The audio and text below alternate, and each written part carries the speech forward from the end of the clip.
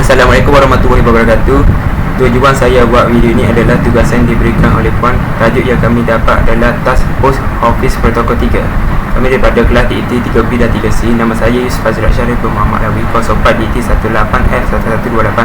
Nama kawan saya Nur Suzila Erni Betty Razali, 04 DT 181100. Nama kawan saya Muhammad Syamil Naim bin Syami'on, 04 DT 18F1108.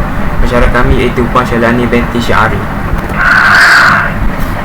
Pengenalan Port 3. Port atau dikenali sebagai Port Office Protocol adalah internet protokol yang menetapkan server email dan bagaimananya. Cara untuk muat turun email yang masuk kemudian disimpan di server Port 3 sampai pengguna melakukan login dan muat turun email tersebut melalui ISP di komputernya. Hingga kini Port 3 telah dikembangkan menjadi beberapa versi, dan versi Port 3 merupakan kebiasaan untuk internet yang digunakan untuk layanan web email seperti Gmail dan Yahoo. Asas-asas Port 3.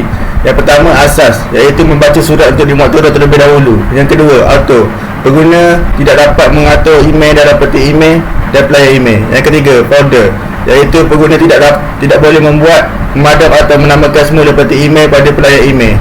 Yang keempat, kandungan, iaitu pengguna tidak dapat mencari kandungan email untuk muat turun sebelum digunakan. Yang kelima, muat turun separa, iaitu pengguna perlu membuat turun email untuk mengaksesnya. Kebas Port Office Protocol 3. Dalam sistem komputer klien email terbatas dapat menggunakan kebas Port Office Protocol, iaitu sekatan KPOP, protokol standard internet terpisah aplikasi untuk mengambil email dari pelayan jauh melalui sambungan TCP atau IP. Protokol KPOP didasarkan pada Port 3, iaitu berbeza kerana ia menambahkan keselamatan ke browse dan ia berjalan secara lalai berbanding nombor port TCP, iaitu 109 dan bukannya 110. Pelaksanaan perisian satu pelayan email terdapat di pelayan Cyrus IMAP.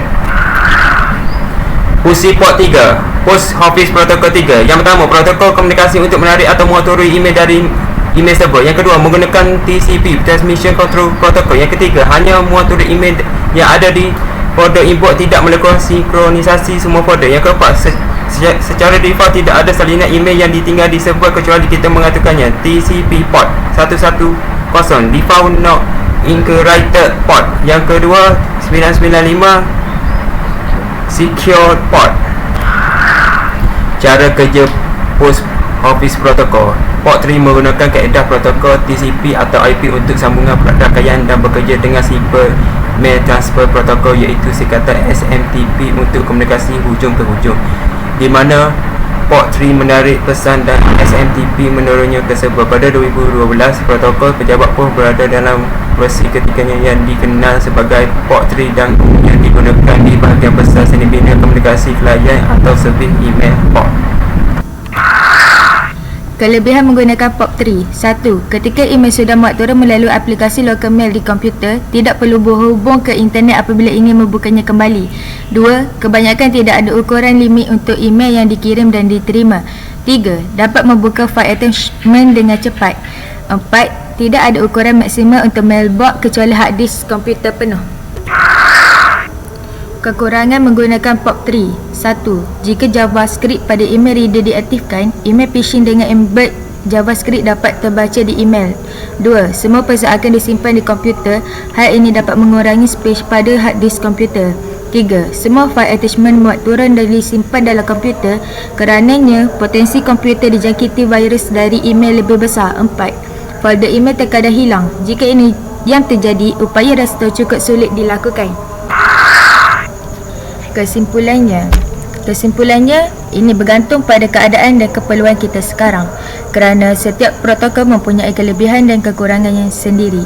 Sekiranya aktiviti kita selalu bergerak dan mesti selalu menerima dan menghantar data email menggunakan peranti yang berbeza, jika kita selalu berada di suatu tempat, di tempat kerja atau di rumah misalnya, maka lebih baik hanya menggunakan Port 3 kerana peranti yang digunakan hanya satu PC dan email dapat diakses di luar talian dengan semua data sudah ada di memori setempat.